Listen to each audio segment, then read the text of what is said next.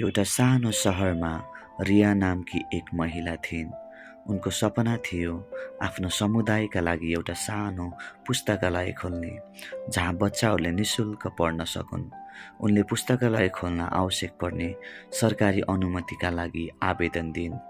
रियालाई लाग्यो कि यो काम 1 महिनामा पुरा हुन्छ, तर दिन हप्तामा र हप्ता महिनामा बित्यो र उनको फाइल सरकारी टेबलहरूमा अड्कियो।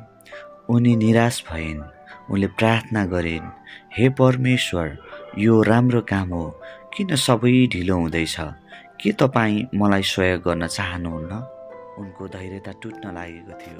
ठिक 6 महिनापछि उनले अन्त्यमा आफ्नो अनुमति पत्र पाइन्। उनी खुसी भइन्, तर उनलाई अझै पनि त्यो 6 महिनाको ढिलाइ अर्थहीन लागिरहेको थियो।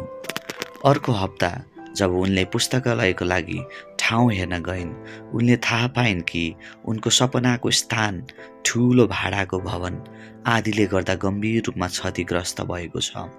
यदि उनले 6 महिना अघि नै अनुमति पाएर त्यो भवनमा लगानी गरिसकेको भए उनको सम्पूर्ण बचत ध्वस्त हुने थियो।